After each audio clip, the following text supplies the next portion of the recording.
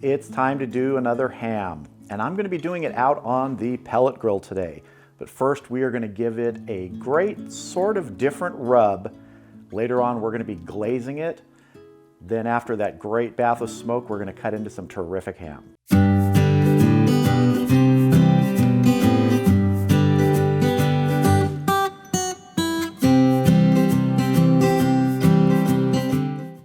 So first thing I want to do is I want to get the glaze ready so that as soon as that ham hits the right temperature, we can get the glaze on it out there. I'm just using my little Ninja food processor. You can use a blender, anything you've got. And I'm starting with a cup of pineapple that's pineapple chunks with the juice.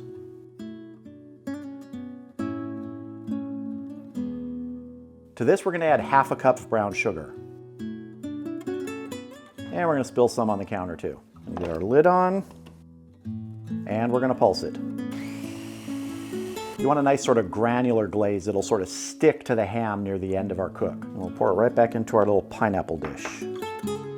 That's what we're looking for. All right, let's get that ham out here and get it rubbed up. So what we're working with today is an 11-pound ham, bone in, pre-smoked, pre-cooked. You could rip a piece off and eat it right now. And we're going to be double smoking this today, which means this has already had its smoke, but out on the pellet grill today, it's going to get more smoke. I'm using the competition blend of pellets out there today, which is a mix, I think, of hickory, maple, and something else. But I want to give it that extra layer of flavor and a little bit more savory taste because we're going to have that really sweet glaze on it. So what I'm going to be using, go ahead and gasp, is a Santa Fe coffee rub. Now this comes from Steven Reichland, and it is really, really good. I've used it on beef, I've used it on pork. It's just a great earthy flavor that it imparts, and it's going to be nice on this. It's going to give you those multiple levels of flavor. So we're just going to go ahead, start getting it on here. Now this is a rub I'm using. You don't have to use a coffee rub. You can use any rub you want. This is just to give extra flavor, but if you have never tried a coffee rub before, give it a shot. It doesn't have to be this one. You can get them many places. You can make your own. And this is an already spiral cut ham, so it is a little bit more tenuous when you're lifting it up. So you don't really want to roll it on its side here and have these spirals all come open. We want this coffee flavor on the outside, not necessarily in between the slices of ham.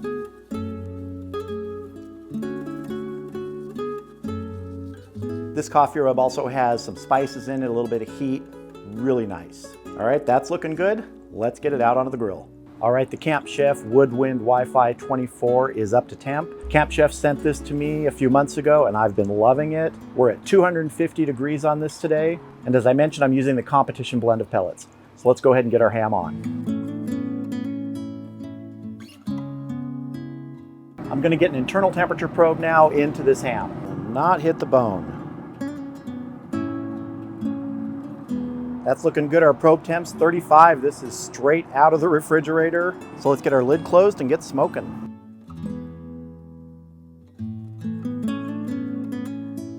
So I'm only running at smoke level 1 today, the lowest smoke level, because this is an already smoked ham. I just want to give it a little kiss of smoke on the outside. The ultimate temperature that the ham's going to for me is about 140 degrees. It's pre-cooked. So if you're using a pre-cooked ham, just get it to the temperature that you want for the way you like to eat your ham. It could be 120 degrees, could be 130. If you're using an uncooked ham, you need to take it to 145 because you're actually cooking it. It's a bit of a different process. So for this, I would use a pre-cooked ham. It's sort of convenient. Now at 120 degrees internal, that's when we're gonna glaze this. And at that time, I'm gonna turn the temperature up from 250 degrees to 400 to give a little bit extra heat on the outside to help set that glaze.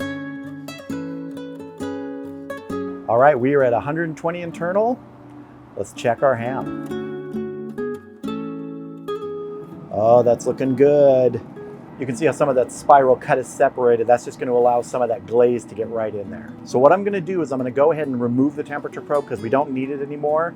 We're just going to glaze this, crank the temperature up, and let it go for about 15 or 20 minutes. Now we're just going to get our pineapple brown sugar glaze on here. The easiest way is just to pour some of it on here. Let it run down the sides.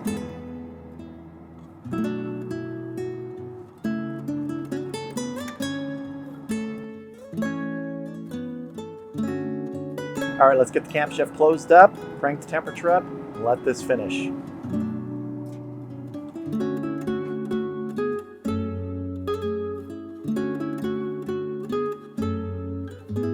All right, we've been going for 15 minutes. I can really smell that glaze on there now. Let's have a look and see if we're ready.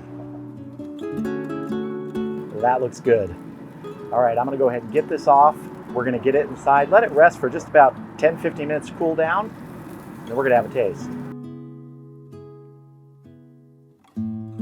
All right, here is our coffee rubbed double smoked ham with the pineapple brown sugar glaze. It really turned out exactly like I wanted it, with that glaze on the outside, nice. Everything here just smells terrific, but I'm not gonna just waste my time talking about it. Let's cut into it. Let's go right along here and cut through some of these spirals. So let's see here. Oh yeah. Oh, love these spiral cuts. You can do this with a ham that hasn't been spiral cut, but look at the juiciness you get here.